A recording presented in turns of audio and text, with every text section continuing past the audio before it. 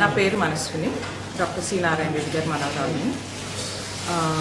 తాతగారు చిన్నప్పటి నుంచి కూడా చాలా క్లోజ్గా ఉండేవాళ్ళు మా అందరితోని. అమ్మ వాళ్ళ జనరేషన్ కంటే కూడా మాతోని ఇంకా చనువుగా ఉండేవాళ్ళు.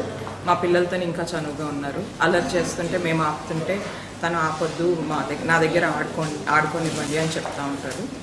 చిన్నప్పటి నుంచి కూడా చాలా ఇయర్స్, ఆల్మోస్ట్ లైక్ 40 years తనతోనే ఉన్నాం. కాబట్టి నా చిన్నప్పుడు స్కూల్లో ఏదైనా ఎలక్యూషన్ కాంపిటీషన్ అంటే స్పీచ్ చదివి తాతగారికి వినిపించేదాన్ని.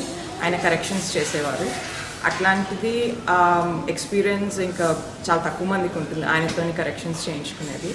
అట్లాగే ఏదైనా పోయిటరీ రెసిటేషన్ అయినా కూడా, ఇంగ్లీష్ మీడియం స్కూల్ అయినా కూడా తాతగారి పోయమ్స్ ఇంగ్లీష్లో ట్రాన్స్లేట్ అయినాయి.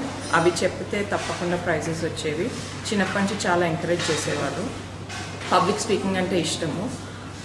తాతగారి నుంచే ప్రాబబ్లీ ఆ ఇన్స్పిరేషన్ వచ్చి ఉంటుంది. ఇంకొకటి బాగా గుర్తుంది అండ్ ఎప్పుడు తనని ఒక ఐడల్గా తీసుకుంటాము.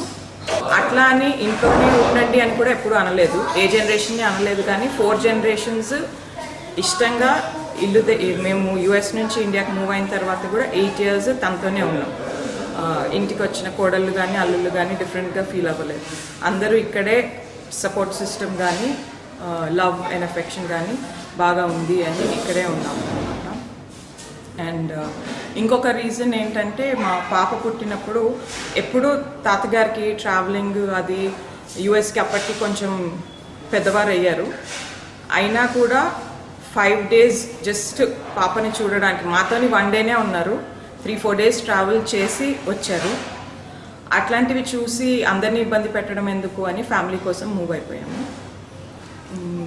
తాతగారు లేని లోటు? తాతగారి లేని లోటు అంటే ఒక రకంగా చెప్పాలంటే తాతగారితోని అందరం కలిసి ఉన్నాము. ఈ ఫ్యామిలీ అట్లా కలిసి తాతగారి కోసమే ఉన్నామని అనుకున్నాం. బయటికి వెళ్ళినా కూడా తను ఫీల్ అవుతారు అని. But I hope it will stay like this. తన మెమరీ కోసమన్నా అందరం ఇట్లాగే ఉంటాము. అది అప్పుడు అబ్జర్వ్ చేసాము, ఇప్పుడు ఇంకా తెలుస్తుంది.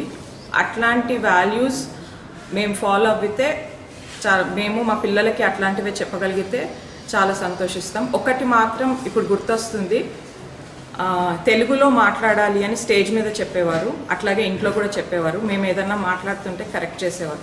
ఉచ్చారణ గురించి చాలా చెప్పేవారు.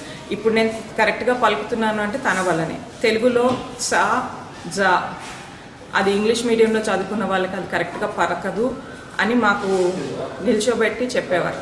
కొన్నిసార్లు మాట్లాడాలంటే వరి అయ్యేవాళ్ళు, కరెక్ట్గా మాట్లాడుతున్నామా లేదా, తెలుగు కరెక్ట్గా ఉందా లేదా అని కొంచెం ఆలోచించుకొని కూడా మాట్లాడే టైమింగ్స్.